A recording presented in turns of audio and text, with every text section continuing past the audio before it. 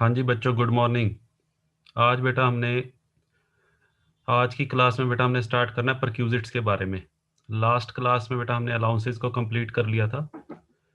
तो परक्यूजिट्स बेटा क्या होती हैं, देखिए। Perquisites means the benefits provided by the employer to his employees in the form of kind. जब कोई एम्प्लॉयर अपने एम्प्लॉइज को कुछ बेनिफिट्स प्रोवाइड करता है, किस फॉर्म में बेटा? सबसे पहला लिखा हुआ इन the form of kind. In the form of kind का बेटा क्या मतलब है, देखिए। जैसे सपोज कीजिए एक एम्प्लॉयर ने अपने एम्प्लॉई को रहने के लिए फ्लैट की सुविधा दे दी, मकान की सुविधा दे दी या फ्लैट कह लीजिए। हाँ जी बेटा। एम्प्लॉयर ने एम्प्लॉई को कार की सुविधा दे दी, या बेटा एम्प्लॉयर ने एम्प्लॉई को स्मार्टफोन की फैसिलिटी दी हुई है। हाँ जी बेटा, आजकल बड़ी बड़ी कंपनीज अपने एम्प्लॉयज़ को लैपटॉप की फैसिलिटी भी प्रोवाइड करती है। तो ये बेटा सारी सुविधाएं जो एम्प्लॉयर अपने एम्प्लॉई को दे रहा है, ये भी सैलरी का पार्ट है। सैलरी बेटा जरूरी नहीं है कैश में हो। सैलरी बेटा कैश में भी हो सकती है और काइंड में भी हो सकती है। मैंने फर्स्ट डे आपको बताया था, both kind of salary whether given in cash और in the form of kind both are taxable under salary head. इसके अलावा बेटा और भी हम बहुत सारी चीजें पढ़ेंगे इन the form of kind. Second number पे बेटा आ जाओ, सर्विसेज। हाँ जी बेटा, एम्प्लॉयर अपने एम्प्लॉय को जो सैलरी है वो किस फॉर्म में दे सकता है? सर्विसेज की फॉर्म में, सेवाओं की फॉर्म में। हाँ जी बेटा। कौन सी सर्विसेज उसको दी जा सकती हैं सैलरी के रूप में? एक कर्मचारी को वेतन के रूप में कौन कौन सी सेवाएं एम्प्लॉयर के द्वारा दी जा सकती हैं? हाँ जी बेटा, सुनिए ध्यान से। एम्प्लॉयर अपने एम्प्लॉय को सर्वेंट की फैसिलिटी दे सकता है। सर्वेंट में बेटा कोई भी हो सकता है, स्वीपर हो सकता है, कुक हो सकता है, वॉचमैन हो सकता है, गार्डनर हो सकता है, किसी भी तरह का कोई भी सर्वेंट अगर एम्प्लॉयर ने एम्प्लॉय को दिया है, ठीक है बेटा, तो वो भी एक सैलरी का पार्ट है। ये जो सुविधा दी जा रही है इसको भी सैलरी माना जाएगा और सैलरी हेड में बेटा इसको शामिल करेंगे। हाँ जी बेटा, और क्या हो सकता है? Interest free loan.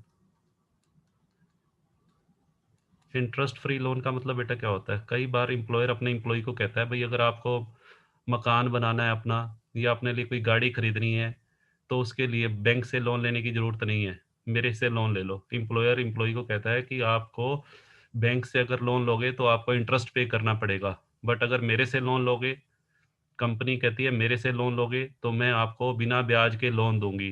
तो ये भी बेटा एक तरह की सुविधा है जो कर्मचारियों को दी जाती है।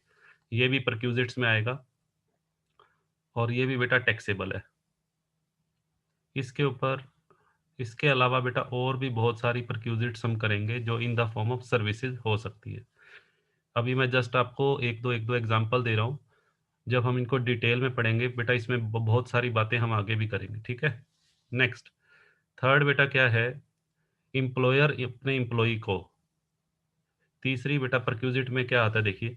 एम्प्लॉयर अपने एम्प्लॉय को यह सुविधा भी दे सकता है, डायरेक्ट पेमेंट और रीइंबर्समेंट ऑफ पर्सनल एक्सपेंसेस। कई बार बेटा क्या होता है, ऐसे कुछ खर्चे जो कर्मचारी के निजी खर्चे हैं, पर्सनल खर्चे हैं, और उनको एम्प्लॉयर एम्प्लॉयर बेटा अगर पे कर दे, फॉर एग्जांपल। हाँ जी बेटा, फॉर एग्जांपल मान लीजिए कर्मचारी का बेटा कोई इलेक्ट्रिसिटी का बिल आया है, और वो पेमेंट किसने कर दी? एम्प्लॉयर ने। Payment of electricity bill bye the employer. तो ये भी बेटा एक तरह का बेनिफिट है जो कर्मचारी को मिल रहा है। ये भी सैलरी हेड में टैक्सेबल होगा। इसके अलावा बेटा और क्या हो सकता है? जैसे मान लीजिए एक कर्मचारी ने बेटा अपना जीवन बीमा करवाया हुआ है, लाइफ इंश्योरेंस करवाया हुआ है, और लाइफ इंश्योरेंस की किस्त जो कर्मचारी को भरनी चाहिए, वो बेटा कौन पे कर रहा है? उसका एम्प्लॉयर पे कर रहा है। तो वो भी बेटा एक तरह से सैलरी का पार्ट ही है। Payment of life insurance premium by employer on behalf of employee. कहने का मतलब बेटा ऐसा कोई भी खर्चा जो कर्मचारी का पर्सनल खर्चा है और पे किसने कर दिया हो? एम्प्लॉयर ने पे कर दिया हो, या एम्प्लॉयर ने उसकी रीइंबर्समेंट कर दी हो, पूर्ति कर दी हो, पूर्ति का मतलब बेटा ये होता है पहले तो कर्मचारी ने अपनी पॉकेट से पे किया और बाद में बेटा उसको अपने एम्प्लॉयर से वो अमाउंट रिसीव हो गया, तो उसको रीइंबर्समेंट बोल देते हैं। तो ये भी बेटा एक तरह से सैलरी का पार्ट है और इसके ऊपर भी बेटा हम टैक्स लगाएंगे। गवर्नमेंट कहती है, इनकम टैक्स डिपार्टमेंट कहता है, इस तरह की जो इनकम्स हैं जो कर्मचारी को इनडायरेक्ट वे में रिसीव हो रही हैं, इसको भी सैलरी का पार्ट माना जाएगा और इसके ऊपर उसे टैक्स पे करना पड़ेगा। हाँ जी बेटा, अब ये तो हो गया परक्यूजिट्स के बारे में पहली बात। दूसरी बात बेटा, परक्यूजिट के बारे में दूसरी बात क्या है, जितनी भी बेटा हम परक्यूजिट पढ़ेंगे उन सभी को हमें मनी वैल्यू के अंदर कन्वर्ट करना है। All the perquisites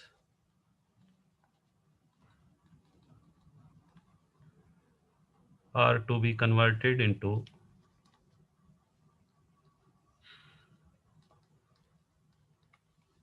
money value. हाँ जी बेटा, जितनी भी परक्यूजिट्स होंगी हम उनको मनी वैल्यू में कन्वर्ट करेंगे। मनी वैल्यू का मतलब बेटा उस फैसिलिटी से या उस परक्यूजिट से कर्मचारी को प्रीवियस ईयर में कितने का बेनिफिट हुआ।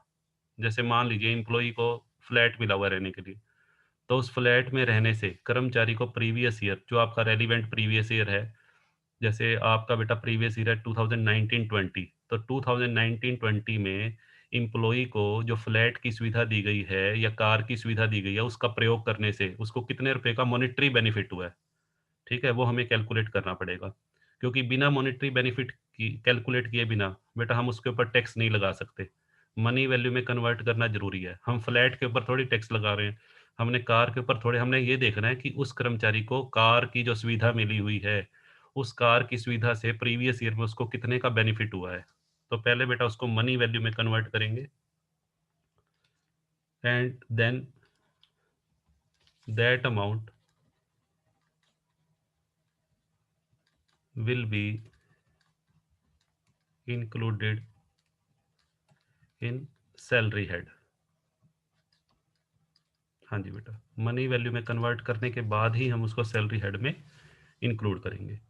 अब तीसरी बात आती है कि परक्यूजिट्स का टैक्सेबल अमाउंट हम कैसे निकालते हैं। हाँ जी बेटा, देखिए ध्यान से, taxable amount of perquisite. Perquisite बेटा कोई भी हो, उसका टैक्सेबल अमाउंट निकालने के लिए सबसे पहला काम आपको क्या करना पड़ेगा। हाँ जी बेटा, आपको उसकी मनी वैल्यू निकालनी पड़ेगी। मनी वैल्यू ऑफ परक्यूजिट, ये मनी वैल्यू बेटा कैसे निकालेंगे, एज पर, ब्रैकेट में मैं लिख रहा हूँ, हाँ जी बेटा, as per income tax rules, IT rules. ठीक है बेटा, सबसे पहले आपको उन परक्यूजिट्स की मनी वैल्यू, मॉनेटरी वैल्यू निकालनी पड़ेगी as per income tax rule. Minus, minus बेटा इसमें से एक चीज माइनस करनी है आपको। यदि इंप्लॉयर के द्वारा इंप्लॉई को जो सुविधा दी गई है, उस सुविधा के बदले में कर्मचारी से कुछ लिया जाता है। मान लीजिए इंप्लॉयर ने अपने इंप्लॉई को बेटा रहने के लिए फ्लैट की सुविधा दे दी, ठीक है जी, तो उस फ्लैट की सुविधा के बदले में हो सकता है इंप्लॉयर अपने इंप्लॉई से थोड़ा बहुत पैसा चार्ज भी करता हो। ठीक है जी, जस्ट एक नॉमिनल अमाउंट उसे चार्ज किया जा सकता है। तो उस केस में क्या किया जाएगा, मनी वैल्यू ऑफ परक्यूजिट में से माइनस कर देंगे any amount charge from employ, any amount charge from employ, और ब्रैकेट में बेटा लिख देता हूँ इफ एनी। इफ एनी का मतलब बेटा कोई जरूरी नहीं है कि एम्प्लॉय से पैसा लिया जाएगा, अगर लिया गया है तो आपने माइनस कर देना है। अदरवाइज अगर एम्प्लॉय से बेटा कोई पैसा नहीं लिया गया, तो उस केस में यही टैक्सेबल अमाउंट हो जाएगा फर्स्ट नंबर में जो हमने निकाला, मनी वैल्यू ऑफ परक्यूजिट। ठीक है, तो बेटा दोबारा से मैं एक बार रिपीट कर रहा हूँ। परक्यूजिट का मतलब बेटा क्या होता है, benefits provided by the employer to employee in the form of kind. Kind का मतलब बेटा किसी वस्तु के रूप में, वो वस्तु बेटा कोई फ्लैट हो सकता है, कोई कार हो सकती है, कोई स्मार्टफोन हो सकता है, लैपटॉप हो सकता है। ठीक है बेटा, या फिर सर्विसेज की फॉर्म में। सर्विसेज, एम्प्लॉयर अपने एम्प्लॉई को कौन कौन सी सेवाएं दे सकता है, सर्वेंट की सुविधा दे सकता है। सर्वेंट का मतलब मैंने बता दिया, स्वीपर, कुक, वॉचमैन, गार्डनर। या एम्प्लॉयर अपने एम्प्लॉई को बिना ब्याज के लोन की सुविधा दे सकता है। ठीक है जी। अगर कर्मचारी को लोन की ज़रूरत है मकान बनाने के लिए या गाड़ी खरीदने के लिए या किसी एजुकेशन लोन की ज़रूरत है अपने बेटे की एजुकेशन के लिए, तो उस केस में एम्प्लॉयर अपने एम्प्लॉई को इंटरेस्ट फ्री लोन की सुविधा प्रोवाइड कर सकता है। तो ये भी बेटा परक्यूजिट का पार्ट है। और तीसरा मैंने क्या बताया, डायरेक्ट पेमेंट या रीइंबर्समेंट ऑफ पर्सनल एक्सपेंसेस। ऐसा कोई भी ऑब्लिगेशन जो कर्मचारी का बेटा पर्सनल ऑब्लिगेशन है, जिसको पे करने के लिए कर्मचारी बाउंड है और पेमेंट कौन कर रहा है, उसका बॉस एम्प्लॉयर, तो वो भी बेटा परक्यूजिट में आएगा। For example payment of electricity bill bye the employer, कर्मचारी का इलेक्ट्रिसिटी बिल है और पे कौन कर रहा है, एम्प्लॉयर, तो ये भी एक बेटा इसको भी सैलरी का पार्ट ट्रीट करेंगे। Payment of life insurance premium, हाँ जी बेटा, payment of life insurance premium. Life insurance premium बेटा ये ऑफिशियल एक्सपेंस नहीं है, ये कर्मचारी का निजी खर्चा है और पे कौन कर रहा है, एम्प्लॉयर, ठीक है, एम्प्लॉय की तरफ से। तो ये भी बेटा एक तरह से सैलरी का पार्ट है। तो हमने करना क्या है, सभी की सभी परक्यूजिट्स को मनी वैल्यू में पहले कन्वर्ट करना है और मनी वैल्यू में कन्वर्ट करने के बाद उसमें से यदि कर्मचारी से उस सुविधा के बदले में कोई पैसा चार्ज किया गया है तो उसे माइनस करेंगे, तो हमारा फाइनल टैक्सेबल अमाउंट आ जाएगा। ठीक है, यहाँ तक आई थिंक क्लियर है। अब आगे बढ़ते हैं।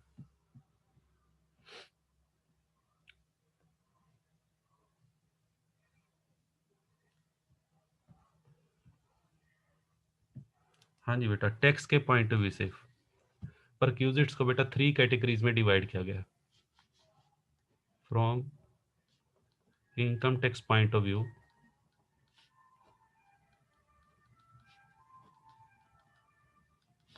ऑल परक्यूजिट्स, परक्यूजिट्स को बेटा शॉर्ट फॉर्म में ये भी बोल सकते हो पर्क्स, ऑल पर्क्स या perquisites have been divided into, हाँ जी बेटा, 3 कैटेगरीज। 3 कैटेगरीज में बेटा डिवाइड किया गया। 3 कैटेगरीज कौन सी है, हाँ जी बेटा, सबसे पहली कैटेगरी है बेटा perquisites taxable for all employees. हाँ जी बेटा, ऐसी परक्यूजिट्स या ऐसे अनुलाभ जो सभी कर्मचारियों के लिए टैक्सेबल है। उसके बाद बेटा आएगा सेकंड नंबर पे perquisites taxable for specified employees.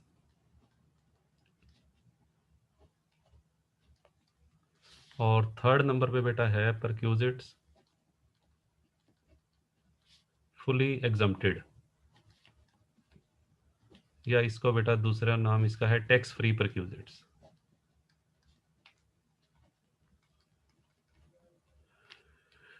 हाँ जी बेटा, तो वन बाय वन बेटा हमने ये सारी परक्यूजिट्स कंप्लीट करनी है। तो सबसे पहले बेटा हम फर्स्ट नंबर से स्टार्ट करेंगे। ऐसी कौन कौन सी परक्यूजिट्स है जो सभी इंप्लॉइज के लिए टैक्सेबल है। तो बेटा हम हेडिंग बना लेते हैं, perquisites taxable for all employees.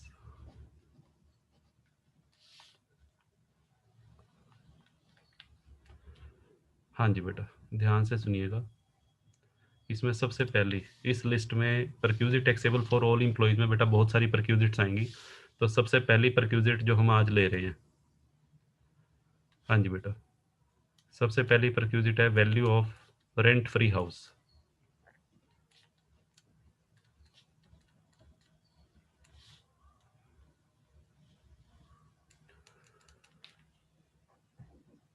हाँ जी बेटा, ध्यान से सुनिएगा।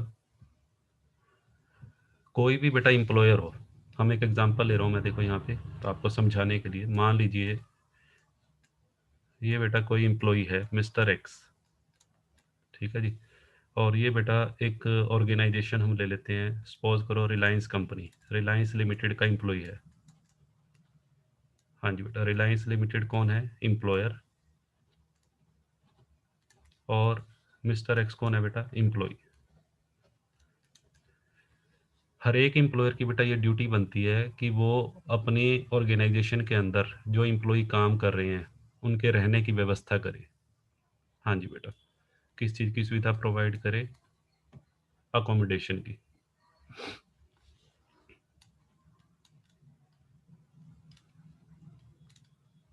हाँ जी बेटा। एम्प्लॉयर की ये ड्यूटी है कि अपने एम्प्लॉय के रहने की व्यवस्था करे। ये व्यवस्था अब कर्मचारी के लिए 2 तरह से नॉर्मली की जा सकती है। हाँ जी बेटा, पहला तरीका तो क्या है, कंपनी अपने कर्मचारी को, मिस्टर एक्स को कैश दे दे। हर महीने बेटा कुछ पैसा इसको कैश की फॉर्म में दे दिया जाए और इसको ये बोल दिया जाए कि भाई आप चाहे अपने मकान में रहो, यदि या फिर आप अपने किराए के मकान लेके रहो, उससे हमें कोई मतलब नहीं है। एम्प्लॉयर एम्प्लॉय को कह रहा है कि मैं तुझे हर महीने 5,000 रुपीज़ दूंगा, आप चाहे खुद के मकान में रहो या किराए के मकान में रहो या अपने किसी रिलेटिव के पास रहो, मुझे उससे कोई मतलब नहीं है। ठीक है जी, इसको बेटा बोलते हैं HRA, जो हम अपनी प्रीवियस क्लासेज में कर चुके हैं, house rent allowance, already discussed. इसके बेटा हमने रूल्स भी कर लिए। दूसरा तरीका बेटा क्या है, दूसरा तरीका ये है कि कंपनी मिस्टर एक्स को कैश देने की बजाय मिस्टर एक्स को बेटा एक फ्लैट ही दे दे रहने के लिए। कंपनी उसको एक फ्लैट की सुविधा दे दे। ठीक है बेटा, मान लीजिए कंपनी ने मिस्टर एक्स को बेटा ये फ्लैट की सुविधा दे दी।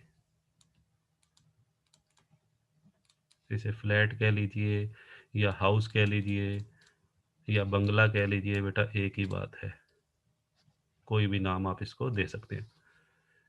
ठीक है जी, या अकोमोडेशन, नाम से बेटा कोई फर्क नहीं पड़ता। ठीक है, तो या तो मिस्टर एक्स को कंपनी क्या करेगी, कैश की फॉर्म में अलाउंस देगी। अलाउंस का क्या करना है वो हम ऑलरेडी डिस्कस कर चुके हैं। या फिर बेटा कंपनी अपने कर्मचारी को किस चीज़ की सुविधा देगी, फ्लैट की या मकान की सुविधा देगी। ये बेटा किसके अंदर आएगा, परक्यूजिट्स के अंदर। ठीक है, ये क्या हो गया, बेनिफिट इन काइंड, और this is the part of perquisite. यहाँ पे अलाउंसेस के रूल नहीं लगेंगे अब इस पे बेटा हम रूल्स लगाएंगे परक्यूजिट्स के। ठीक है जी, बट ये ध्यान रखना, एम्प्लॉयर अपने एम्प्लॉय को दोनों सुविधाओं में से बेटा एक ही सुविधा देता है, या तो अलाउंस ले लो या फिर किसकी सुविधा ले लो, फ्लैट की सुविधा ले लो। कोई भी कंपनी अपने एम्प्लॉय को दोनों फैसिलिटी नहीं देती। भाई कर्मचारी को हाउस रेंट अलाउंस भी दे दिया और उसको रहने के लिए फ्लैट भी दे दिया, दोनों में से बेटा हमेशा ध्यान रखना एक ही चीज़ अवेलेबल करवाई जाती है कर्मचारी को। ठीक है, तो अब हम करेंगे जो फ्लैट है बेटा, वो भी दो तरह का हो सकता है, ध्यान से सुनिएगा।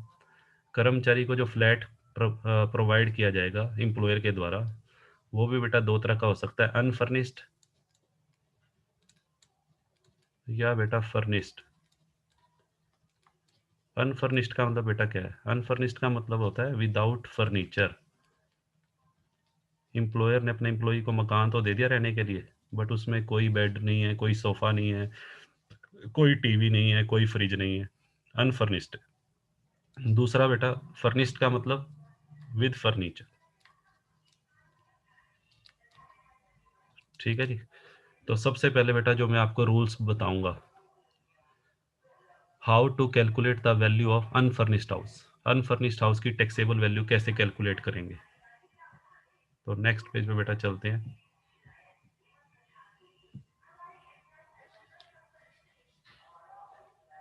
हाँ जी बेटा, तो हम यहाँ पे एक चार्ट की हेल्प से करेंगे, वैल्यूएशन ऑफ अनफर्निश्ड हाउस।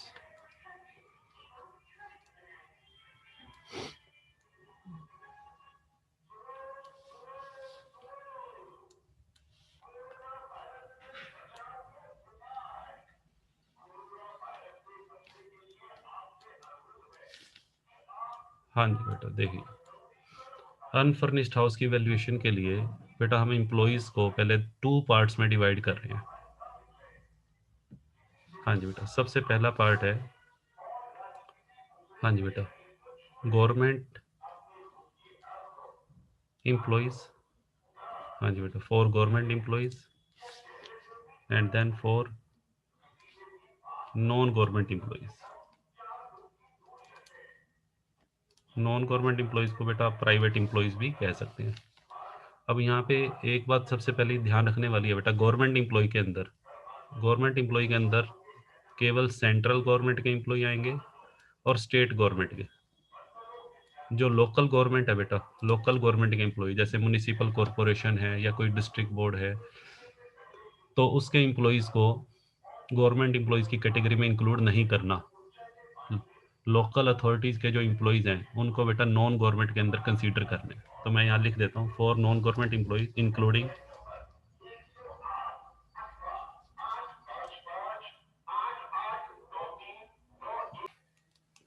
हाँ जी बेटा, नॉन गवर्नमेंट एम्प्लॉइज़ के अंदर बेटा जो लोकल गवर्नमेंट के एम्प्लॉइज़ हैं वो भी आपने इसी के अंदर इंक्लूड करने हैं। गवर्नमेंट एम्प्लॉइज़ के अंदर ध्यान रखना, only central government employees and state government employees आएंगे। तो सबसे पहले बेटा मैं इसका रूल बताऊंगा कि गवर्नमेंट एम्प्लॉई या सेंट्रल गवर्नमेंट कह लीजिए या स्टेट गवर्नमेंट के एम्प्लॉइज़ के लिए वैल्यू ऑफ अनफर्निश्ड हाउस का बेटा टैक्सेबल अमाउंट हम कैसे कैलकुलेट करेंगे। तो सबसे पहले बेटा आपको करना क्या है, गवर्नमेंट एम्प्लॉई के केस में बिल्कुल सिंपल है। Taxable amount is equal to, हाँ जी बेटा, as per government norms, as per government norms, या बेटा इसके ब्रैकेट में एक वर्ड लिख लेना, एज पर लाइसेंस फी।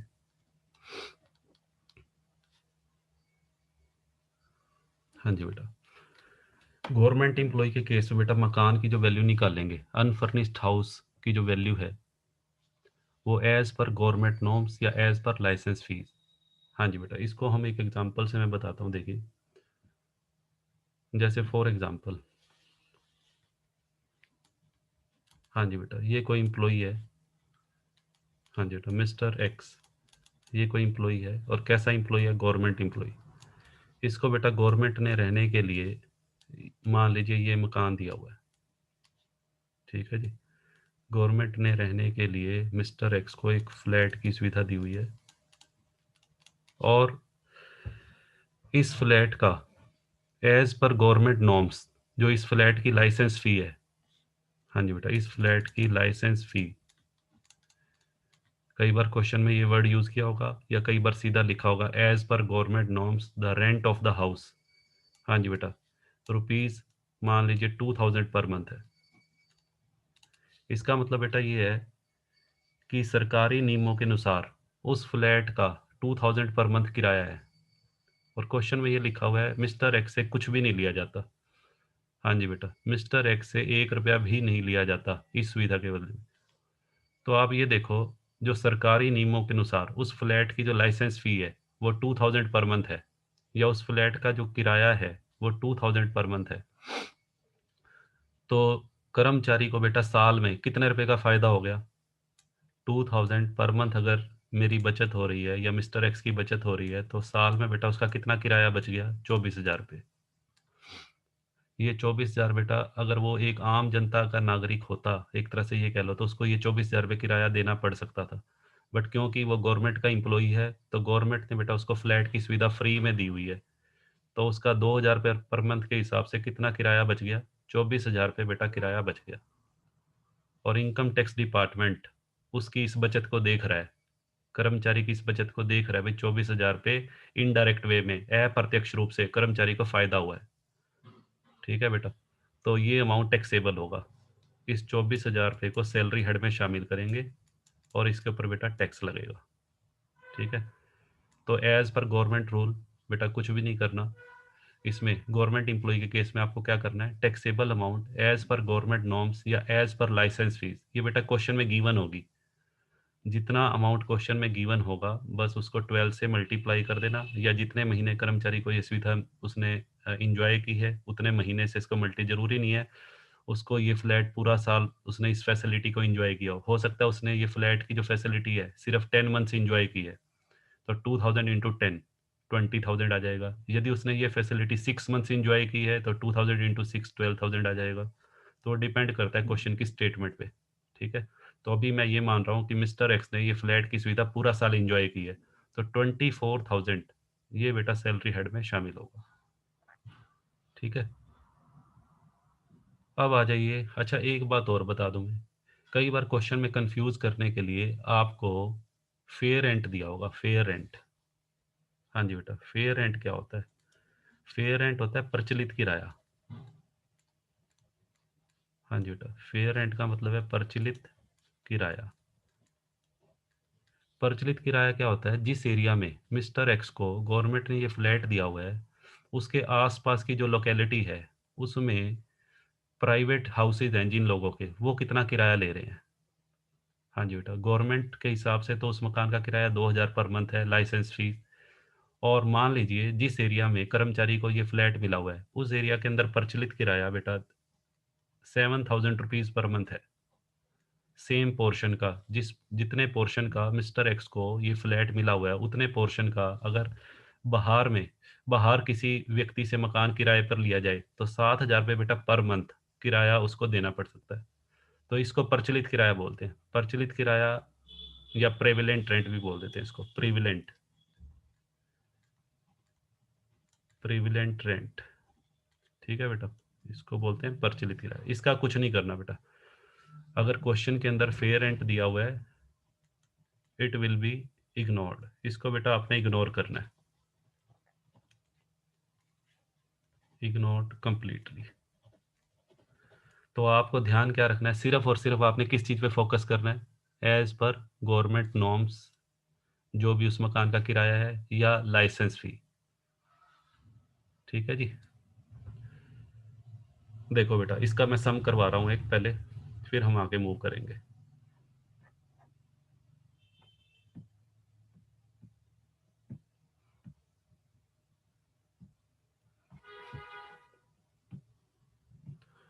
हाँ जी बेटा, पढ़िए इस सम को। इस समय बेटा क्या कह रहा है? एक एम्प्लॉई है मिस्टर खंडेलवाल।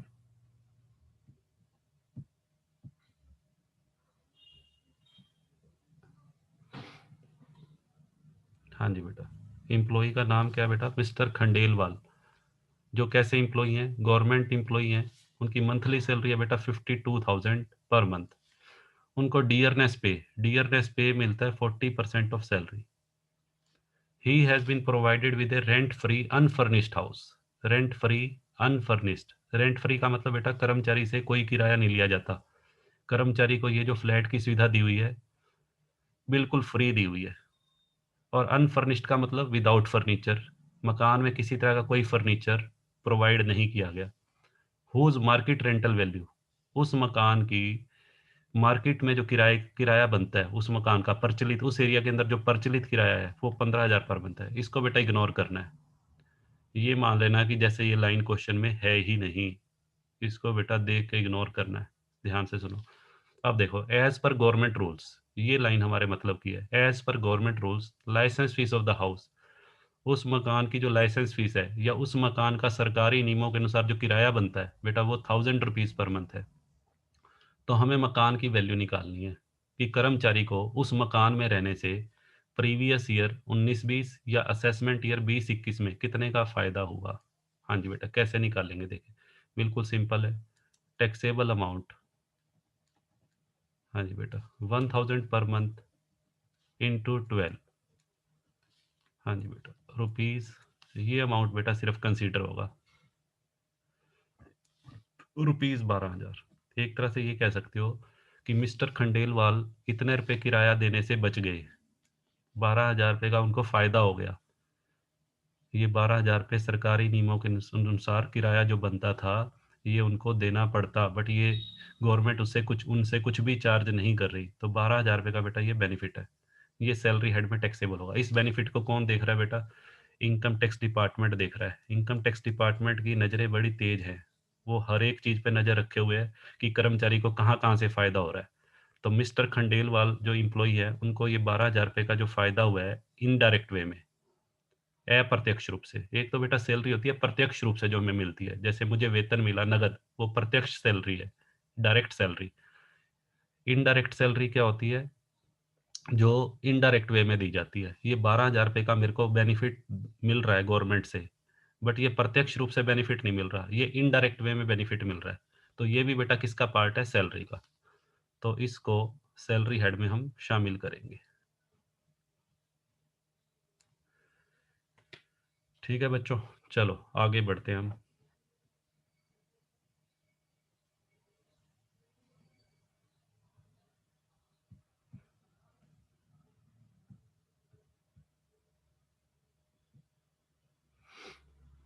हाँ जी बेटा, ये तो हो गया बेटा हमारा गवर्नमेंट एम्प्लॉइज़ के केस में। अब आते हैं बेटा हम नॉन गवर्नमेंट एम्प्लॉयी के केस में। हाँ जी बेटा, नॉन गवर्नमेंट एम्प्लॉयी जिसमें लोकल गवर्नमेंट के एम्प्लॉयज़ भी शामिल है, ध्यान रखना, और सेमी गवर्नमेंट एम्प्लॉयज़ भी बेटा शामिल है। Semi government employee will be considered as non government employee for this purpose. हाँ जी बेटा, नॉन गवर्नमेंट एम्प्लॉयी के केस में सबसे पहली बात बेटा आपको ये देखनी है कि कर्मचारी को जो मकान की सुविधा दी गई है, क्या वो मकान एम्प्लॉयर का खुद का है या एम्प्लॉयर ने रेंट पे लेके दिया हुआ है। इसमें बेटा दो बातें हो सकती हैं। पहला मैं ले रहा हूँ ओन्ड बाय एम्प्लॉयर। ओन्ड का मतलब बेटा एम्प्लॉयर ने एम्प्लॉई को जो मकान दिया हुआ है रहने के लिए वो एम्प्लॉयर का खुद का है, हाउस ओन्ड बाय एम्प्लॉयर। और दूसरी तरफ बेटा ले लेते हैं हायर्ड बाय एम्प्लॉयर। हायर्ड का मतलब बेटा किराए पे लेके दिया हुआ है। ठीक है जी, ऐसा भी तो हो सकता है ना, कोई कंपनी है वो अपने कर्मचारी को रहने के लिए सुविधा देना चाहती है मकान की, और कंपनी के पास खुद का मकान नहीं है बट उसने किराए पे लेके बेटा कर्मचारी को रहने के लिए दे दिया। तो दोनों केसेस में टैक्सेबल अमाउंट कैसे कैलकुलेट करते हैं उसकी चर्चा अब हम करेंगे। तो सबसे पहले बेटा हम बात करते हैं, यदि वो मकान जो एम्प्लॉयर ने एम्प्लॉई को दिया है वो एम्प्लॉयर का खुद का है, ठीक है, इसमें बेटा फिर आपको क्या देखना है, इस केस में बेटा आपको ये देखना है कि जिस एरिया में कंपनी ने या एम्प्लॉयर ने कर्मचारी को मकान की सुविधा दी हुई है वहाँ की जनसंख्या देखनी है आपको, वहाँ की पॉपुलेशन देखनी है। हाँ जी बेटा, तो आपको क्या चेक करनी है, जनसंख्या। जनसंख्या को बेटा मैं पी से डिनोट कर रहा हूँ, ये बार बार पॉपुलेशन लिखना पड़ेगा तो पी बेटा बड़ा लेंथी वर्ड है, तो मैं इसको स्मॉल एक लेटर से पी से डिनोट कर रहा हूँ। तो आपको ये देखना है कि जिस एरिया में एम्प्लॉयर ने एम्प्लॉई को रहने के लिए मकान की सुविधा दी हुई है, यदि वहाँ की जनसंख्या, हाँ जी बेटा, 10 लाख तक है या 10 लाख से कम है, less than equal to 10 lakh का मतलब है बेटा 10 लाख से कम है या पूरे 10 लाख है। दूसरा केस हो सकता है कि वहाँ की जनसंख्या, हाँ जी बेटा, 10 लाख से तो ज़्यादा है बट 25 लाख से कम है, या पूरे 25 लाख है तो भी सेकंड कैटेगरी में आएगा। और तीसरा बेटा यदि वहाँ की जनसंख्या 25 लाख से भी ज़्यादा है, तो तीन बेटा केसेस हो सकते हैं। फर्स्ट केस बेटा ध्यान से सुनो, यदि वहाँ की जनसंख्या 10 लाख से कम है, यदि 10 लाख और 25 लाख के बीच में है, और ध्यान रखना अगर पूरा 25 लाख लिखा हुआ है तो पूरा 25 लाख बेटा सेकंड स्लैब में आएगा, थर्ड स्लैब में नहीं जाएगा। और अगर 25 लाख से भी ज़्यादा है तो थर्ड स्लैब में आ जाएगा। ठीक है, तो पहले हम फर्स्ट स्लैब की बात करते हैं। फर्स्ट स्लैब में टैक्सेबल अमाउंट क्या होगा। हाँ जी बेटा, देखिए, अगर 10 लाख से कम है जनसंख्या तो taxable amount will be equal to 7.5% of salary. हाँ जी बेटा, 7.5% ऑफ सैलरी होगा। अब सैलरी में क्या क्या लेना है वो मैं अभी आपको बताऊंगा। और सेकंड केस में, हाँ जी बेटा, अगर पॉपुलेशन 10 लाख और 25 लाख के बीच में है, 10 लाख से greater but less than equal to 25 lakh, इस केस में बेटा जो टैक्सेबल अमाउंट होगा that will be 10% of salary. और अगर बेटा जनसंख्या 25 लाख से ज़्यादा है तो उस केस में जो टैक्सेबल अमाउंट होगा वो होगा बेटा 15% ऑफ सैलरी।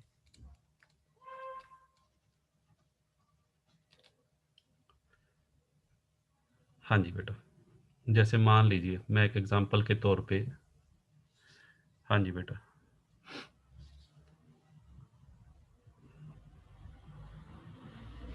मान लो बेटा ये कोई एम्प्लॉय है, हाँ जी बेटा, किसी प्राइवेट कंपनी में जॉब करता है और इसको बेटा फ्लैट की सुविधा मिली हुई है दिल्ली के अंदर। ठीक है, और क्वेश्चन में लिखा हुआ है कि पॉपुलेशन जो है वो 25 लाख से ज़्यादा है। सपोज कीजिए पॉपुलेशन दे रखी है दिल्ली की 2 करोड़। हम मान लेते हैं। तो ये बेटा इस स्लैब में आ गया, ठीक है। तो इस केस में कर्मचारी की जो भी सैलरी बनेगी, सैलरी में क्या-क्या लेते हैं वो अभी मैं आगे बताने वाला हूँ आपको। उसका बेटा 15% कर देंगे। सपोज़ करो रेंट फ्री हाउस के लिए जो उसकी सैलरी बन रही है, सपोज़ कीजिए वो 10 लाख है। इस 2 करोड़ का बेटा कुछ नहीं करना, ये तो जस्ट एक कंडीशन देखने के लिए है। वैसे इसका कोई यूज़ नहीं है। कंडीशन कौन-सी? या तो फर्स्ट कंडीशन या ये सेकंड कंडीशन या थर्ड कंडीशन। तो यहाँ पे आपने स्लैब देख लिया, हमें पता लग गया थर्ड स्लैब में लाई करता है। फिर उसकी सैलरी कैलकुलेट करेंगे। सैलरी ये 10 लाख कैसे आई? ये आगे मैं बताऊँगा इसमें क्या-क्या शामिल करना है। इसका बेटा 15% कर देंगे टैक्सेबल अमाउंट। 10 लाख का 15% यानी कि 1.5 लाख रुपए। 1.5 लाख रुपए बेटा सैलरी हेड में शामिल करेंगे। यानी कि ये माना जाएगा कि जो इस कर्मचारी को जो मकान की सुविधा दिल्ली में मिली हुई है, उसका यूज़ करने से कर्मचारी को साल में बेटा कितने रुपए का फ़ायदा हुआ है? 1.5 लाख का। इनकम टैक्स डिपार्टमेंट इस 1.5 लाख के ऊपर टैक्स लगाएगा। ये कर्मचारी का बेनिफिट माना जाएगा उस मकान को यूज़ करने से। ठीक है? तो पहले बेटा आपने स्लैब चेक करनी है। अगर सपोज़ करो वो दिल्ली की बजाय जींद लिखा होता, जींद का एम्प्लॉयी है, तो जींद की पॉपुलेशन तो बेटा 10 लाख से भी कम है, तो उस केस में 7.5% हो जाएगा, ठीक है? इसी अमाउंट का जो भी सैलरी दी हुई है 10 लाख का 7.5% यानी कि 75,000 रुपये पे बेटा फिर टैक्स लगेगा, ठीक है? क्लियर है? और एक पॉइंट बेटा इधर हमारा है hired by employee. Hired by employee का मतलब बेटा अगर मान लीजिए एम्प्लॉयर ने एम्प्लॉई को जो मकान की सुविधा दी हुई है, वो मकान एम्प्लॉयर का खुद का नहीं है, एम्प्लॉयर ने रेंट पे लेके और फिर कर्मचारी को रहने के लिए दिया हुआ है।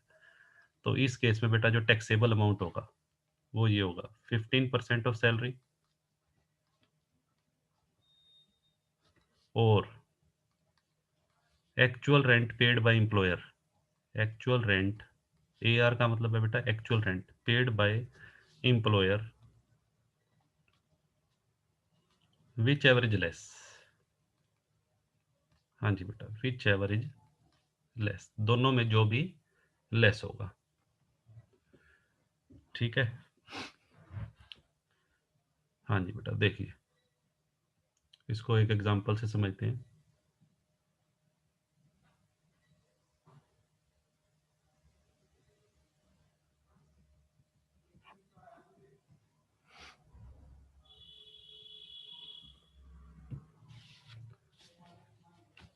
हाँ जी बेटा, देखिए मान लीजिए ये कोई एम्प्लॉई है। हाँ जी बेटा, ये एक एम्प्लॉई है मिस्टर अजय, ठीक है बेटा।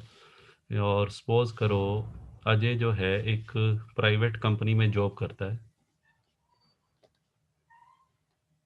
ठीक है जी।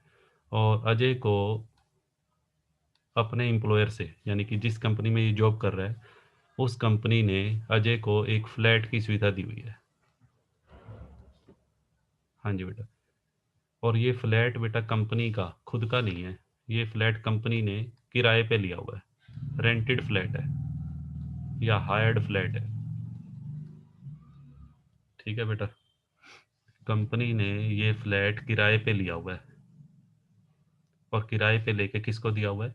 अजय को, ठीक है। और कंपनी बेटा इसका कितना किराया पे कर रही है? हम एज्यूम कर लेते हैं rent paid by company rupees 5,000 per month. Company इस फ्लैट का 5,000 रुपये पर मंथ किराया दे रही है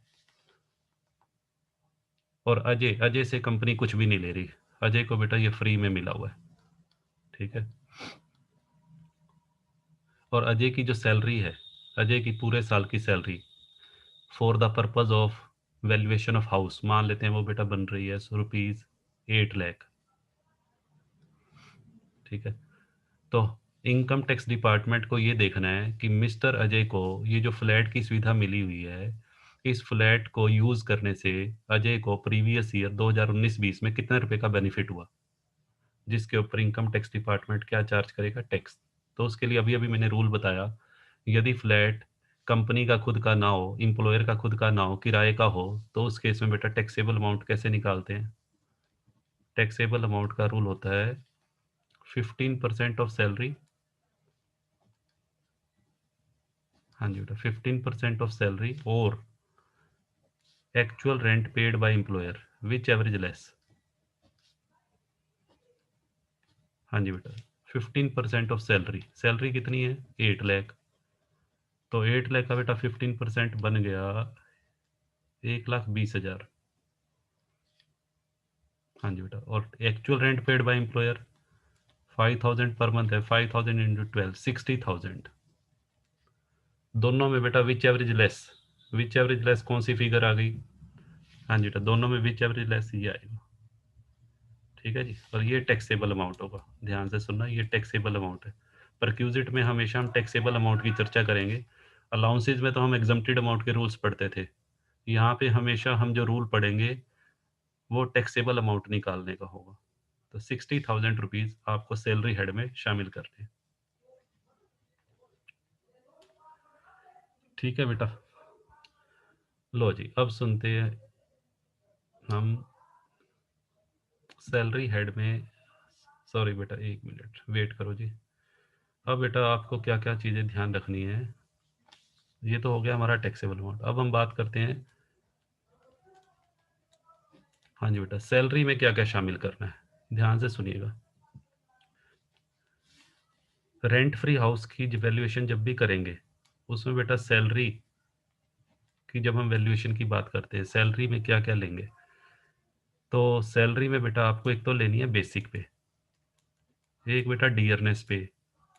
डियरनेस पे कह लीजिए, या DA under the terms of employment, या DA forming part of salary, plus bonus, plus fees, plus commission, plus all fully taxable allowances,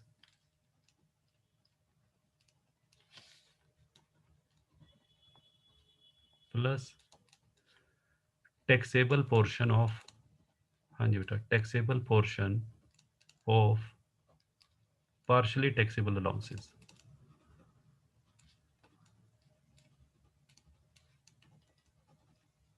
ये बेटा सारी चीज़ें लेनी है आपको। सैलरी में बेसिक पे, डियरनेस पे, बोनस, फीस, कमीशन बेटा कैसा भी हो, चाहे सेल पे हो चाहे प्रॉफिट पे हो, ऑल फुली टैक्सेबल अलाउंसेस। जितने भी फुली टैक्सेबल अलाउंसेस हमने पढ़े हैं वो, और जो पार्शली टैक्सेबल अलाउंसेस का वो पोर्शन जो टैक्सेबल होता है, ठीक है जी, वो बेटा आपको इंक्लूड करना है। जैसे हमने एजुकेशन अलाउंस किया था, मान लीजिए किसी इंप्लॉय को 300 रुपये पर मंथ एजुकेशन अलाउंस मिलता है, तो उसमें मैंने बताया हुआ 100 रुपीज़ एग्जाम्प्ट होगा। तो टैक्सेबल कितना हुआ? 200 रुपये। तो वो 200 रुपये बेटा यहाँ लेंगे, टैक्सेबल पोर्शन। ठीक है जी, चलिए। और बेटा देखो, ये तो हो गया सैलरी में क्या क्या लेना है। अच्छा, दूसरी बात जो आपको ध्यान रखनी है, ये बेटा जो मैं आपको रूल्स बताए हैं अभी ऊपर, ये अनफर्निश्ड हाउस के हैं। बट ऐसा भी तो हो सकता है कि मकान में फर्नीचर भी दे रखा हो। अगर बेटा फर्नीचर दिया हुआ है तो क्या करेंगे? हाँ जी बेटा, if the house is furnished.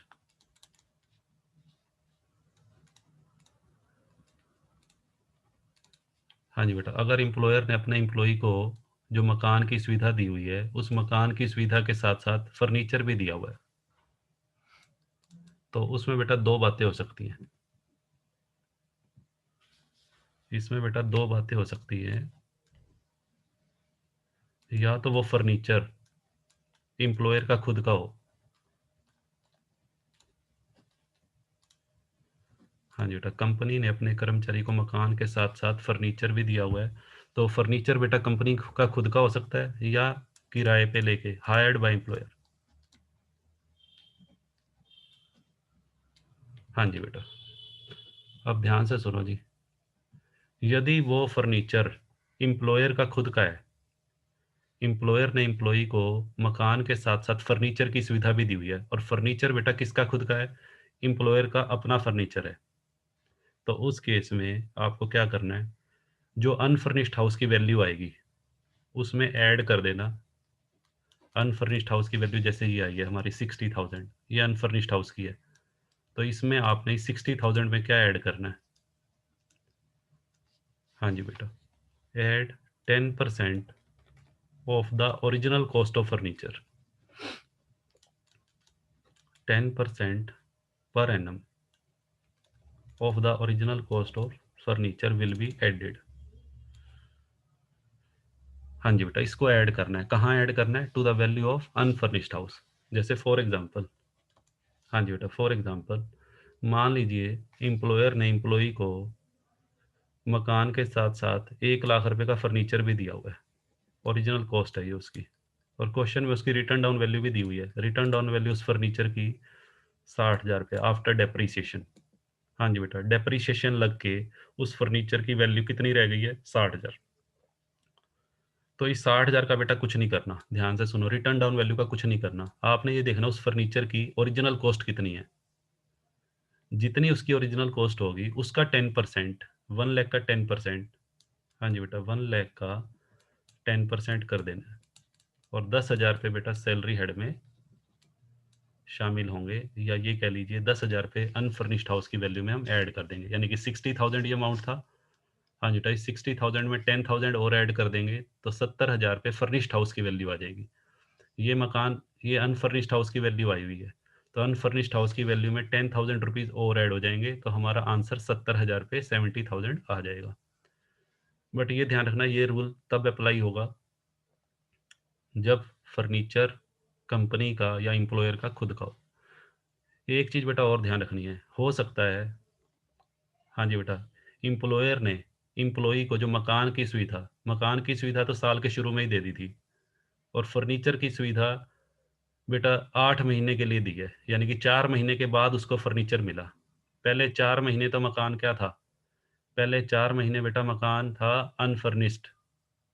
4 महीने के बाद अब एम्प्लॉयर ने अपने एम्प्लॉई को फर्नीचर की सुविधा भी दे दी है, और फर्नीचर एम्प्लॉयर ने उसको खरीद के दिया है। यानी कि इसका मतलब ये हुआ कि प्रीवियस ईयर में उस एम्प्लॉई ने फर्नीचर की सुविधा का जो फ़ायदा उठाया है वो 8 मंथ्स के लिए उठाया है।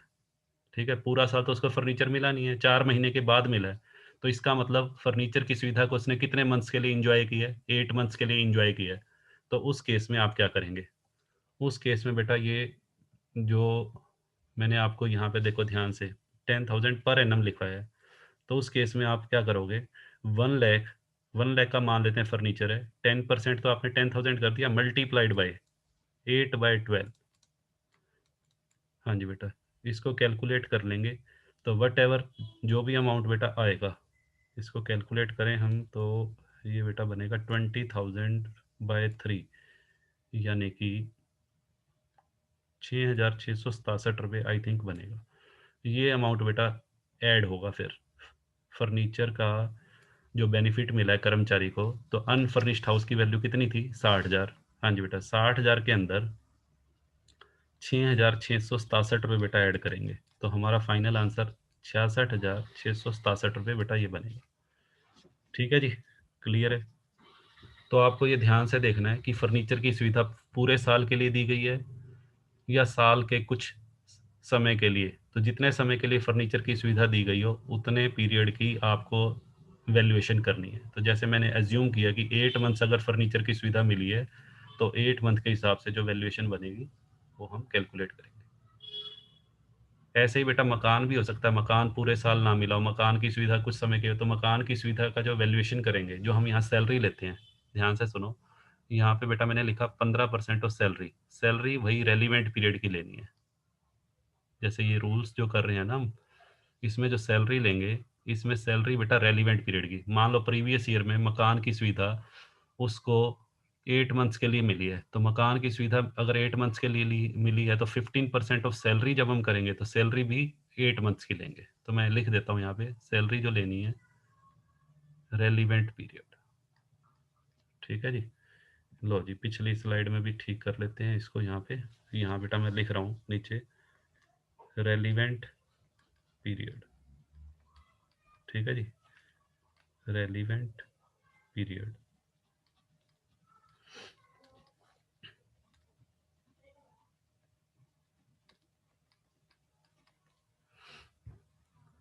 हाँ जी बेटा, अब आ जाओ फर्नीचर का बेटा जो सेकंड केस था।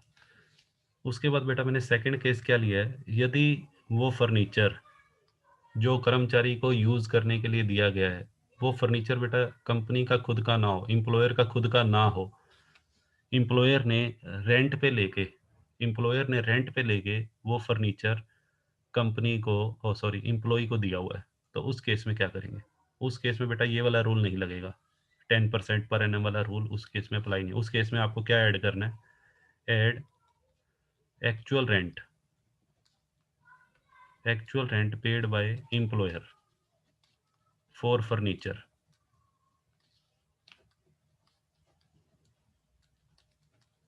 will be added to the value of unfurnished house, to the value of unfurnished house। ठीक है बेटा, जैसे मान लीजिए, हाँ जी बेटा फिर से आ जाओ उसी एग्जांपल पे। हाँ जी बेटा, अजय एम्प्लॉय था एक प्राइवेट कंपनी का, ठीक है जी। अजय को फ्लैट मिला हुआ है, फ्लैट भी किराए का है मान लो, तो उसकी हमने फ्लैट की तो वैल्यूएशन बेटा निकाल रखी है 60,000। और सपोज करो अजय को कंपनी ने फ्लैट के साथ साथ बेटा फर्नीचर भी दिया हुआ है, उसको फ्रिज भी मिला हुआ है, सोफ़ा भी मिला हुआ है, बेड भी मिला हुआ है, एलईडी भी लगी हुई है, तो ये सारी सुविधाएँ उसको कंपनी ने दी हुई है और ये सारी सुविधाएँ कंपनी ने किराए पे लेके दी हुई हैं। यानी कि दोनों चीज़ें रेंटेड हैं, फ्लैट भी किराए का है और फर्नीचर भी किराए का। तो फ्लैट का तो हमने मूल्यांकन कर लिया था 60,000। मान लीजिए अजय को जो फर्नीचर मिला है उसका 3,000 रुपये पर मंथ कंपनी किराया दे रही है। हाँ जी बेटा, 3000 पर मंथ कंपनी उसका किराया पे करती है। तो ये बताओ साल का बेटा कितना हुआ? 36,000 रुपये किराया हो गया। ठीक है, मैं ये मान रहा हूँ कि फर्नीचर की सुविधा को अजय ने फुल ईयर इंजॉय किया है। तो 36,000 रुपये जो किराया है ये किसने पे किया? कंपनी ने, फर्नीचर का। और इस सुविधा को इंजॉय किसने किया? अजय ने। इसका मतलब क्या हो रहा है कि सुविधा तो अजय उठा रहा है, फायदा तो अजय उठा रहा है, और पे बेटा कौन कर रहा है? कंपनी। इनकम टैक्स डिपार्टमेंट देख रहा है वे अजय को अप्रत्यक्ष रूप से 36,000 रुपये का बेनिफिट हुआ है। ठीक है बेटा, इनकम टैक्स डिपार्टमेंट की नज़र देख लो कितनी तेज है। इनकम टैक्स डिपार्टमेंट देख रहा है कि अजय को अप्रत्यक्ष रूप से 36,000 रुपये का बेनिफिट हुआ है, तो इसके ऊपर बेटा टैक्स लगेगा, यानी कि इसको 60,000 के साथ इंक्लूड करेंगे। तो उस केस में अनफर्निश्ड हाउस, देखो अनफर्निश्ड हाउस, हाँ जी बेटा अनफर्निश्ड हाउस, उसकी वैल्यू तो बेटा हमारी आई थी 60,000। ठीक है, इसी एग्जांपल को मैं ले रहा हूँ 60,000 plus rent of furniture. Furniture के किराए का बेटा अजय को कितना फ़ायदा हो गया? 36,000 रुपये अजय को ये फ़ायदा भी हुआ है। तो टैक्स पॉइंट ऑफ व्यू से सैलरी हेड में जो अमाउंट शामिल किया जाएगा वो 96,000 होगा। हाँ जी बेटा, बताइए, क्लियर है? हाँ जी बेटा, चलो जी आगे बढ़ते हैं हम। एक ये दो नोट हो गए बेटा हमारे, फर्स्ट नोट हो गया और सेकंड नोट। अब आ जाओ थर्ड नोट पे।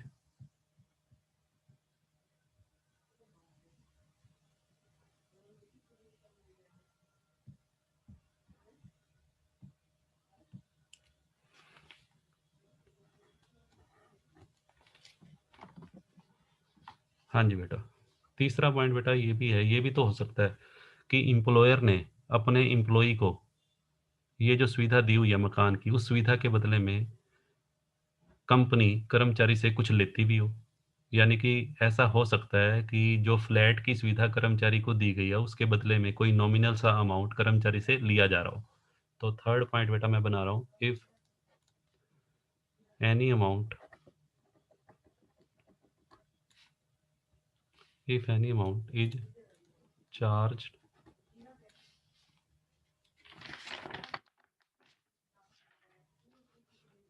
From employ. हाँ जी बेटा, एक मिनट बेटा वेट करना, ये पेन को पता नहीं क्या हो गया। हाँ जी बेटा, if any amount is charge from employ for this facility, for this facility. Facility का मतलब बेटा जो हम फैसिलिटी का मतलब जो फ्लैट की सुविधा दी गई है प्लस या फर्नीचर की सुविधा साथ में दी गई है, तो उस केस में क्या करेंगे? If any amount is charge from employ for this facility, तो उस केस में बेटा टैक्सेबल अमाउंट कैसे निकालेंगे? देखिए, उस केस में बेटा सबसे पहले आपको क्या करना है? उस केस में सबसे पहले आपको वैल्यू निकालनी है, value of unfurnished house, value of unfurnished house. हाँ जी बेटा, एज पर रूल्स, जो पीछे बेटा रूल्स हमने चार्ट बनाया था, तो जिस भी कैटेगरी में आता होगा उसके अकॉर्डिंग हम मकान की वैल्यू निकालेंगे। उसके बाद क्या करना है? अनफर्निश्ड हाउस की वैल्यू निकालने के बाद ऐड, उसमें क्या ऐड करना है? हाँ जी बेटा, उसके बाद आपने ऐड करना है वैल्यू ऑफ फर्नीचर। फर्नीचर का अगर कर्मचारी को बेनिफिट मिला है तो वो भी बेटा ऐड कर देना। इसमें दो बातें होंगी, ध्यान से रखना। वो फर्नीचर एम्प्लॉयर का खुद का भी हो सकता है और फर्नीचर बेटा एम्प्लॉयर ने रेंट पे लेके दिया हो कर्मचारी, ऐसा भी हो सकता है। तो दोनों के रूल्स मैं करवा चुका हूँ, तो दोनों में से जिस भी रूल को हम अप्लाई करेंगे उसके अकॉर्डिंग जो अमाउंट बेटा बनेगा वो ऐड हो जाएगा यहाँ। ठीक है, तो पहला तो हो गया अनफर्निश्ड हाउस की वैल्यू निकालनी है, फिर उसमें वैल्यू ऑफ फर्नीचर, ये भी बेटा हम डिस्कस कर चुके हैं, discussed earlier in point number 2 में हमने डिस्कस कर लिया। हाँ जी बेटा, अब आ जाओ, इन दोनों को ऐड करेंगे। इन दोनों को ऐड करके बेटा क्या आ जाएगा? इसको हम बोलेंगे value of rent free, rent free furnished house. हाँ जी बेटा, पहले तो अनफर्निश्ड था, फर्नीचर ऐड हो गया तो क्या बन गया? फर्नीचर की सुविधा, तो फर्निश्ड हाउस बन गया। ठीक है जी, लेस, लेस। अब बेटा इसमें से लेस करना है यदि कर्मचारी से कुछ लिया गया है।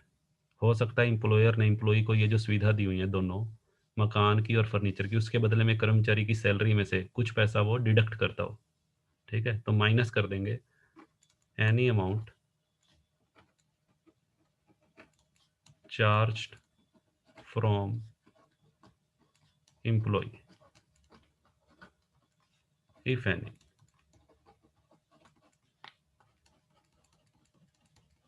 हाँ जी बेटा, any amount charge from employ if any, तो ये बेटा हमारा टैक्सेबल अमाउंट आ जाएगा, टैक्सेबल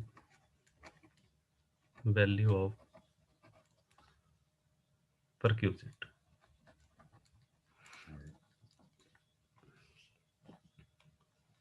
ठीक है बेटा, तो ये हमारा प्रोसेस रहेगा। अब इसको मैं आपको एक एग्जांपल की हेल्प से बेटा बताता हूँ कैसे आपने इसको करना है।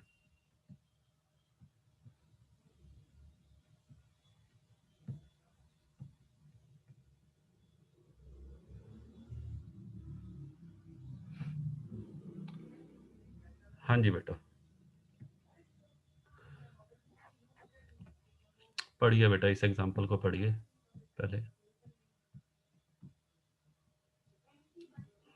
हाँ जी बेटा, क्या कहता है देखिए इसमें। हाँ जी बेटा, मिस्टर परवीन, एक एम्प्लॉय है बेटा Parveen, employed in a factory, he is receiving A basic salary. Basic salary बेटा उसकी 18,000 पर मंथ है। डियरनेस अलाउंस बेटा 1200 रुपये है। बोनस 400 पर मंथ है। कमीशन 300 पर मंथ है। City compensatory allowance 600। और उसको बेटा एक मकान की सुविधा दी गई है एक ऐसे शहर में जहाँ की जनसंख्या 12 लाख है। ठीक है जी, पॉपुलेशन बेटा तब काम आएगी, जनसंख्या तब काम आएगी जब मकान एम्प्लॉयर का खुद का हो एंड फ्री यूज, और साथ में उसको फर्नीचर भी मिला हुआ है 30,000। और मकान का बेटा उचित किराया, fair rental value, fair rental value को बेटा हमने कुछ नहीं करना, पहले भी मैंने बताया है। मकान का जो उचित किराया उस एरिया के अंदर जो प्रचलित किराया है, यानी कि दूसरे लोग कितना किराया ले रहे हैं, इस बात को इग्नोर करना है। ठीक है, तो आप इस लाइन को मैंने कट ही कर दिया, बिकॉज इस लाइन का हमारे लिए कोई रेलिवेंस नहीं है। तो हमें करना क्या है, टैक्सेबल अमाउंट निकालना है रेंट फ्री अकोमोडेशन का। ठीक है, तो कैसे सॉल्व करेंगे? सबसे पहली बात बेटा जो क्वेश्चन में आपको देखनी है, वो देखनी है कि गवर्नमेंट इंप्लॉय है या नॉन गवर्नमेंट। तो Praveen is employed in a factory. Factory लिखा हुआ है, फैक्ट्री गवर्नमेंट फैक्ट्री भी हो सकती है, नॉन गवर्नमेंट, बट कुछ नहीं लिखा हुआ, तो हम क्या अज्यूम करेंगे? हाँ जी बेटा, कैसा इंप्लॉय है? Non government. दूसरी चीज बेटा क्या देखनी है, ये देखनी है नॉन गवर्नमेंट इंप्लॉय में कि मकान इंप्लॉयर का खुद का है या किराए का है। अगर किराए का होता तो बेटा क्वेश्चन में किराया दिया होता, इंप्लॉयर उस मकान का कितना किराया दे रहा है। तो कोई क्वेश्चन में कहीं भी किराया नहीं दिया हुआ, इंप्लॉयर ने उस मकान का, तो इसका मतलब जो भी कर्मचारी को मकान दिया गया है वो किसका है? ओन्ड बाय एम्प्लॉयर, वो एम्प्लॉयर का खुद का है जी।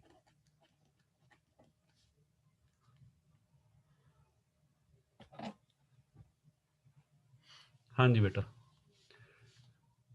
अब देखनी है बेटा जनसंख्या। तीसरे नंबर पे बताया था आपको पॉपुलेशन। पॉपुलेशन कब देखते हैं? जब मकान एम्प्लॉयर का खुद का हो, तो पॉपुलेशन भी देखनी है। तो देखते हैं, पॉपुलेशन बेटा दे रखी है 12 लाख। 12 लाख दे रखे है, तो ये कौन से स्लैब में आएगा? हाँ जी बेटा, 3 स्लैब मैंने बताए थे, लेस देन 10 लाख, 10 to 25। तो बेटा ये 10 to 25 में आ रहा है। 12 लाख जो पॉपुलेशन है वो 10 to 25 लाख के बीच में आएगी। इस केस में बेटा मैंने एक रूल बताया था आपको टैक्सेबल अमाउंट का। टैक्सेबल अमाउंट बेटा कितना लेंगे बताओ? टैक्सेबल अमाउंट बेटा हमारा होगा 10% ऑफ सैलरी। अब क्वेश्चन अराइज ये होता है कि यहाँ सैलरी में क्या क्या लेना है। सैलरी में बेटा मैंने पीछे लिखवा दिया था आपको, बेसिक पे भी लेनी है, डियरनेस पे लेना है, बोनस लेना है, fees, commission, plus all allowances. सारे अलाउंसेस भी लेने हैं, चाहे वो फुली टैक्सेबल हैं चाहे पार्शली टैक्सेबल। बट ये ध्यान ये रखना है, पार्शली टैक्सेबल वालों का सिर्फ टैक्सेबल अमाउंट ही लेंगे। तो बेसिक पे बेटा 18,000 है। लो पहले मैं मंथली ऐड कर लेता हूँ, बाद में ईयरली के लिए 12 से मल्टीप्लाई कर लें। हाँ जी बेटा, डीए डीए नहीं लेंगे क्योंकि डीए सिंपल दिया हुआ है, हमें चाहिए डियरनेस पे। तो डियरनेस पे 0। बोनस, बोनस बेटा दिया हुआ है 400 पर मंथ। ठीक है जी। फीस, फीस बेटा हमारी है, फीस दे नहीं रखी 0। कमीशन, कमीशन दे रखा है 300 रुपये। अलाउंसेस, अलाउंसेस में बेटा एक ही दिया हुआ है, सिटी कंपनसेटरी अलाउंस 600 रुपये। हाँ जी बेटा, इन सब का टोटल कर लेंगे हम, और इंटू 12। हाँ जी बेटा, कितना हो गया ये? 19,300। 19,300 इंटू 12। हाँ जी बेटा। देखो बेटा, एक बार इसको मैं कैलकुलेटर से कैलकुलेट कर लूँ। 19,300 मल्टीप्लाइड बाई 12, ये बेटा हमारा आ रहा है 2,31,600। हाँ जी बेटा, 2,31,600। हाँ जी बेटा, ये हमारी सैलरी आ गई। सिटी कंपनसेटरी अलाउंस बेटा फुली टैक्सेबल में आता है, पार्शली टैक्सेबल अलाउंस कोई दिया ही नहीं हुआ यहाँ पे। चलो जी, इसका बेटा 10% करना है हमने। ये तो हमारी सैलरी आ गई, नोट में निकाल लेना, ये हमने करना है 10% ऑफ सैलरी।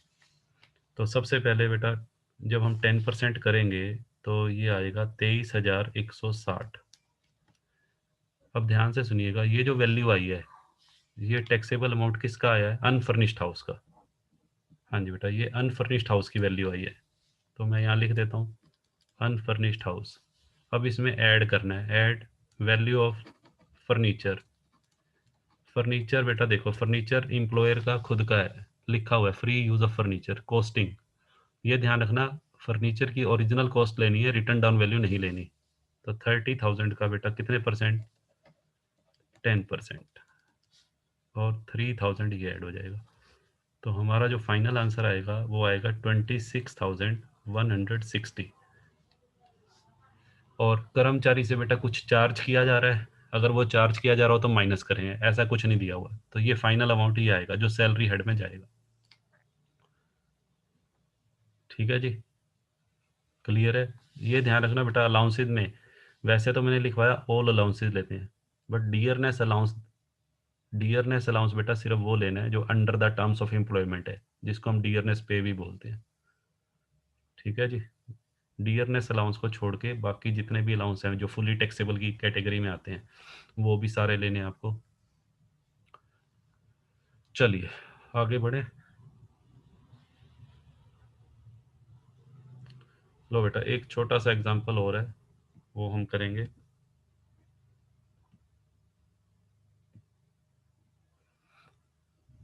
और फिर बेटा हम अपनी हमारी क्लास ओवर हो जाएगी आज की। देखो क्या कहता है। हाँ जी बेटा, एक company has taken a flat, एक कंपनी ने एक फ्लैट लिया मंथली रेंट पे। इसका मतलब बेटा ये जो फ्लैट है, ये कंपनी का खुद का नहीं है, किराए का है। और किराया कितना पे कर रही है कंपनी? 5500। और ये फ्लैट उसने किसको दे दिया? अपने कर्मचारी को। और कर्मचारी की सैलरी बेटा कितनी है? 60,000 रुपये per annum. 6 lakh rupees, sorry, 6 lakh per annum. Compute the value of concessional unfurnished house. देखिए, हाँ जी बेटा, यहाँ पे हम क्या करेंगे, सॉल्यूशन। सबसे पहले बेटा ये देखो, इम्प्लॉई कैसा है। इम्प्लॉई बेटा मैंने देख लिया है, कंपनी में है, नॉन गवर्नमेंट एम्प्लॉई हो गया। दूसरी बात बेटा क्या देखनी है? दूसरी चीज़ ये देखनी है आपको कि मकान एम्प्लॉयर का खुद का है या किराए का है। तो हायर्ड बाय एम्प्लॉयर, खुद का नहीं है बेटा, क्लियर लिखा हुआ है, मंथली रेंट पे लिया हुआ है। और जब हायर्ड बाय एम्प्लॉयर हो, तो उस केस में बेटा रूल क्या अप्लाई होता है? उस केस में आपको याद रखना है, जो मैंने रूल लिखवाया था उसमें taxable amount is equal to, हाँ जी बेटा, क्या रूल था? 15% ऑफ सैलरी। हाँ जी बेटा, क्या रूल था? 15% ऑफ सैलरी और एक्चुअल रेंट पेड, विच एवरेज लेस। तो सैलरी बेटा हमें दे रखी है 6 लाख, 15% ऑफ 6 लाख, और एक्चुअल रेंट पेड जो एम्प्लॉयर पे कर रहा है 5500 रुपये पर मंथ।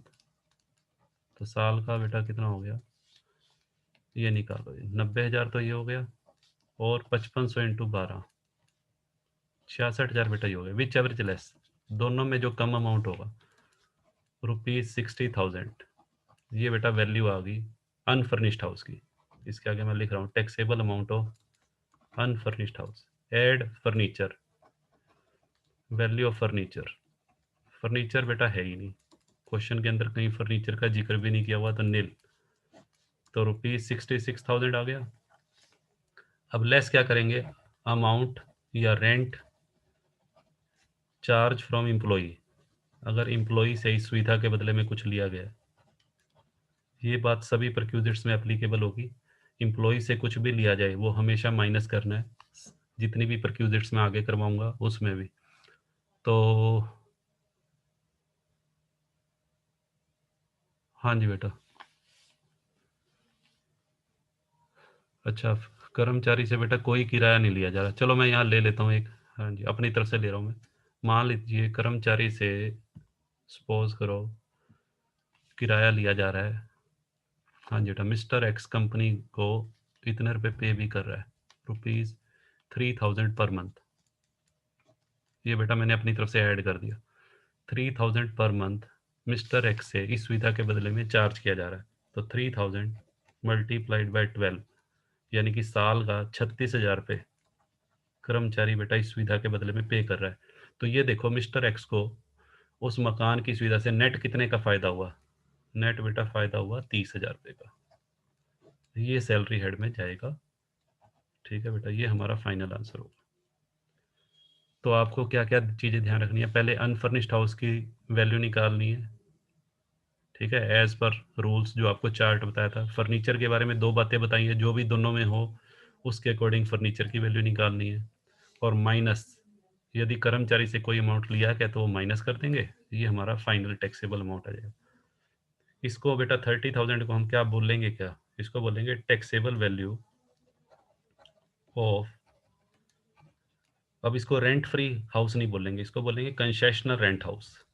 रेंट फ्री तो होता है जब कोई किराया ना लिया जाता हो। यहाँ तो कर्मचारी से किराया लिया जा रहा है, बट हाँ ये है कि कम लिया जा रहा है।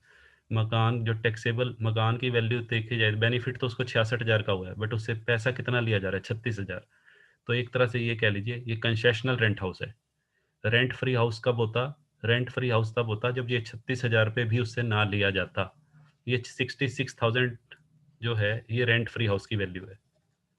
Value of rent free unfurnished house. अगर फर्नीचर होता तो फर्निश्ड लगा देते। और 36,000 माइनस करने के बाद अब ये रेंट फ्री नहीं रहा। रेंट फ्री तो होता है बिल्कुल किराया लिया ही ना जाए। तो 36,000 कर्मचारी से लिया जा रहा है, तो ये क्या बन गया? Concessional rent house. ठीक है, तो टैक्सेबल अमाउंट ये होगा। ये अमाउंट कहाँ पे इंक्लूड करेंगे? सैलरी हेड में। ठीक है बेटा, तो आज की क्लास को हम यहीं ओवर करते हैं। नेक्स्ट क्लास में बेटा कुछ बातें और करेंगे रेंट फ्री हाउस से रिलेटेड ही। चलिए, ओके जी, बाय बाय।